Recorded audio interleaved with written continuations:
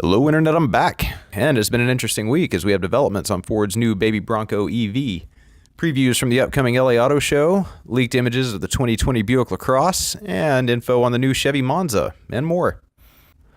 But we'll kick it off this week with the Brits, as British car maker TVR, who bought the farm way back in 2002, wants to remind everyone that they're back. And to keep up the hype, they released a minute-long trailer in conjunction with Avon tires showing their new Ford-powered TVR Griffith.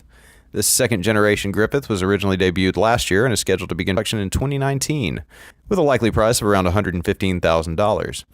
And if you'd like to go see the new video, you can find the link in the description. And while we're talking about British horsepower, there's a little company called Aston Martin that recently stated they plan to double the amount of vehicles they offer in the next 10 years. And rather than focus on something practical like a new entry-level Aston Martin that starts somewhere south of $150,000, and no, this thing doesn't count, they decided it would be instead wiser to focus on a new hybrid supercar that will be known as the 003 and is slated to arrive in the year 2021. And we do know that unlike recent offerings like the Valkyrie or the Vulcan, the new car will be designed for road use and will be limited to 500 units worldwide. And speaking of sales, let's talk about Carvana. You know, the online vendor that'll deliver you a used car, or will give you a coin where you can go pick one up from one of their 9-story tall vending machines. Well, they've been growing exponentially and so far have recorded 19 straight quarters of triple-digit sales growth and a third quarter 2018 increase in sales of 116%. Not bad. But despite all this growth in profits, the brand has actually recorded a net loss of some $64 million in the third quarter of this year. Carvana credits most of the losses to recent expansions into new markets, and also stated that it is making efforts to raise the gross profit per vehicle sold. Also, if you've never seen one, I personally was in Nashville recently, and those giant Pez dispensers full of cars are pretty cool. And let's talk about Toyota.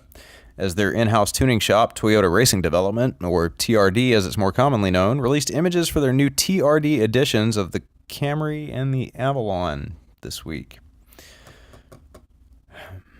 Okay. One thing to note about these, though, is that the changes are mostly cosmetic outside of some stiffer suspension and chassis tuning.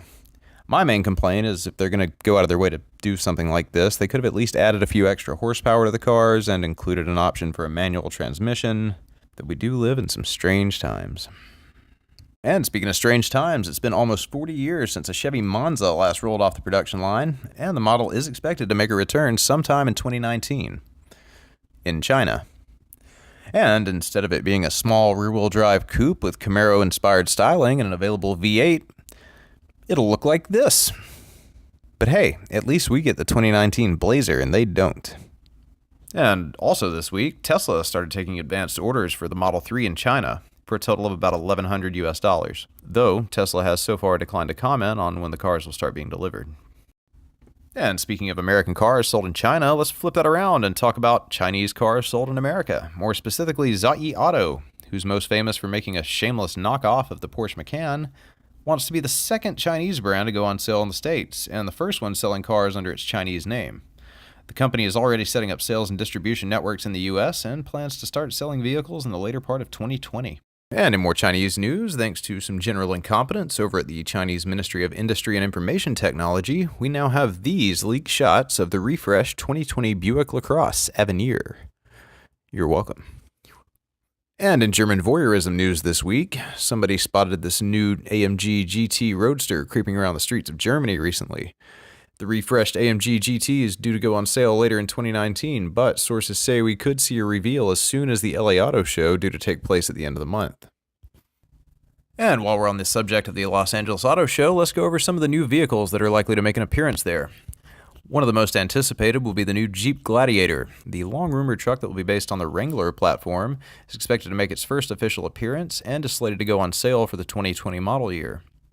Also expect to see a refreshed but very similar-looking Kia Soul. Kia said the new vehicle will be offered with several drivetrains, including a gas-free electric option. And expect Porsche to be there, unveiling its new 8th generation 911, as it's been dropping trailers left and right recently. Also look for Honda to be there, showing off its new mid-range SUV, the Passport. And if that name rings a bell, that's because there was a Honda Passport in the lineup until 2002, when it was replaced by this. Honda has promised off-road capability for the new Passport, which will arrive in early 2019 and be built in Lincoln, Alabama.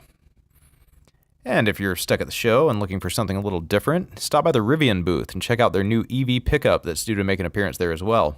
And to get you in the mood, they released a teaser video this week, though this one is longer and more sci-fi and maybe a little bit more stressful than the TVR ad we mentioned earlier. I'll link this one in the description as well and let you be the judge. Anyway, Rivian was founded in 2009 and is slated to bring its new pickup, the R1t, and its new SUV, the R1s, to the markets in the US by 2020. And these pictures surfaced recently and are supposedly from a Ford dealership convention held in October. And they appear to show a small battery-electric SUV built on the Ford Focus Active platform, and the internet has dubbed it the Baby Bronco. And as the convention was referencing the brand's 2020 lineup, expect to be hearing something official about this new vehicle in the coming year. And in the world of sort of recalls, Chevrolet is offering a free software update for Colorado ZR2 owners due to the recent complaints of the truck's side curtain airbags deploying in totally manageable off-road situations, which of course is what the ZR2 was designed for.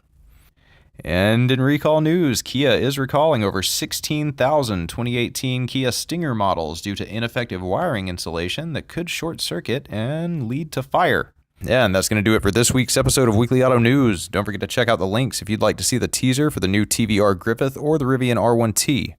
And if you want to learn more, feel free to check out last week's video as there's still plenty of relevant stuff in there. Thank you, everyone. See you soon. I'm out.